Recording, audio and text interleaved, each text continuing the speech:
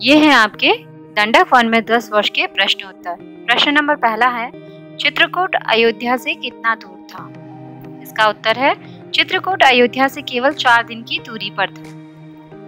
दूसरा प्रश्न है, राम चित्रकूट से दूर क्यों चले जाना चाहते थे? इसका क्या कारण था? तो इसका उत्तर है, राम चित्रकूट से दूर इसलिए जाना चाहते थे क्योंकि अयोध्या से लोग राय मांगने, विचार विमर्श करने के लिए आते जाते रहते थे और किसी भी राजकाज में हस्तक्षेप समझते थे। और दूसरा कारण था, मायावी राक्षस मुनियों के कार्य में बाधा उत्पन्न करते थे, इसीलिए राम चित्रकूट से चले जाना चाहते थे। तीसरा प्रश्न है, राम ने दंडक वन में कितना समय व्यतीत किया? इसका उत्तर है, राम ने दंडक वन में 10 वर्षों का समय व्यतीत किया। चौथा प्रश्न है, मुनियों के नाम बताइए जिन्होंने राम को राक्षसों के अत्याचार की कहानी सुनाई। और मुनियों के नाम को बताइए जिन्होंने राम को राक्षसों के अत्याचार की कहानी सुनाई। तो आपका उत्तर है सुतीक्ष्ण मुनि और शरभंग मुनि।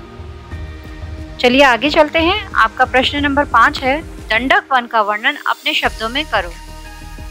दंडक वन जिसमें राम और लक्ष्मण ने 10 वर्ष व्यतीत किए थे, उसका वर्णन अपने शब्दों में करो। तो आपका उत्तर है, दंडक वन बहुत घना था, पशु पक्षियों और वनस्पतियों से परिपूर्ण था। इसमें बहुत सारे ऋषि मुनि भी रहते थे, मायावी राक्षसों का भी बसेरा था। चलिए आगे बढ़ते हैं।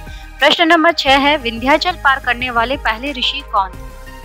आपका उत्तर है, अगस्त्य ऋषि विंध्याचल पार करने वाले पहले ऋषि थे।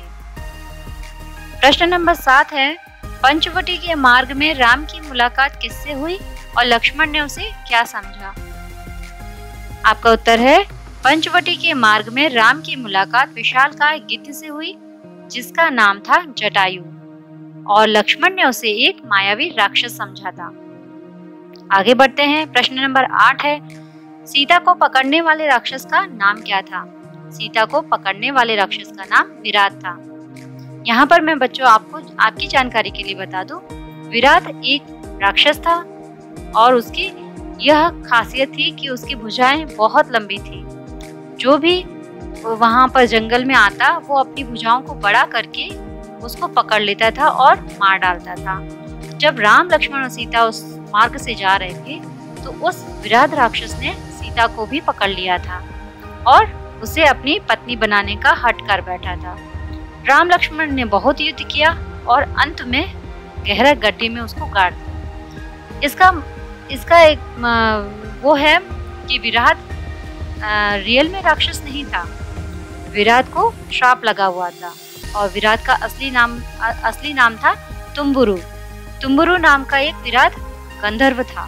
तो उसको किसका श्राप लगा था? उसको कुबेर का श्राप लगा था कि वह राक्षस बना रहेगा, और उसको ये भी श्राप लगा था कि जब राम आएंगे और उनके हाथों से वो मारा जाएगा तभी उसका उद्धार होगा, तभी वो अपने श्राप से मुक्त हो सके। तो ये उसके उद्धार का वो समय आ गया। राम लक्ष्मण वन में आए और उसके हाथों से वो मारा गया और उसका उद्धार हुआ। तो बच्चों आगे बढ़ते हैं। हमारा प्रश्न नंबर 9 है, पंचवटी कहाँ थी? इसका उत्तर है, पंचवटी गोदावरी नदी के तट पर। प्रश्न नंबर 10 है, राम लक्ष्मण के लिए विवाह का प्रस्ताव कौन और क्यों लाया?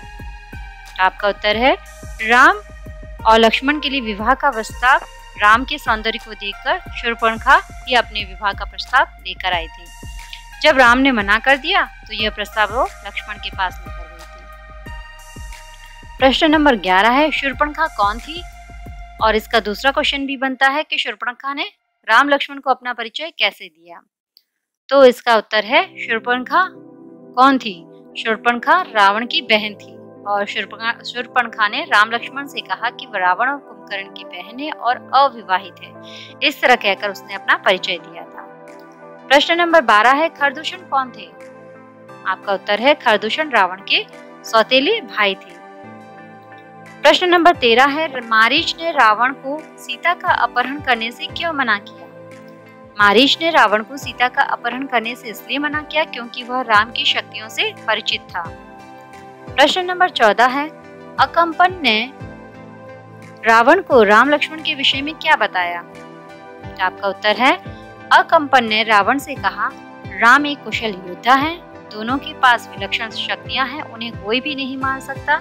बस इसका एक ही उपाय है कि सीता का अपहरण, इससे राम के प्राण स्वयं ही निकल जाएंगे। यह उसने रावण से कहा।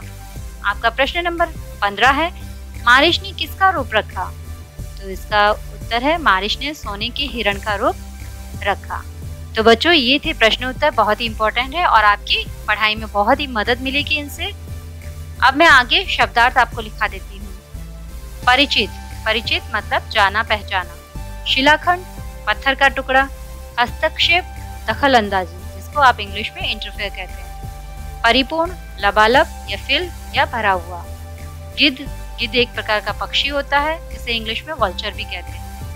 अमंगल, कुछ अनिष्ट होने की आशंका या कुछ बुरा होना। विकृत, टेढ़ा मेढ़ा, जिसका आकार टेढ़ा मेढ़ा है। विलक्षण, अद्भुत। आग्रह, अनुरोध।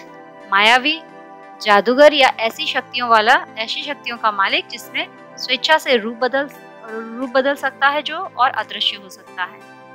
आगे का शब्दार्थ है अतीव। अतीव का मतलब होता है बहुत।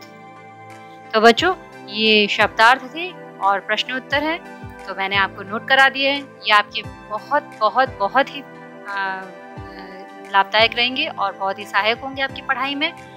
आप इसी तरह मेरे चैनल को देखते रहिए, सब्सक्राइब कीजिए, जिससे कि ये सारी इंफॉर्मेशन सभी के पास पहुंच सके। Thank you.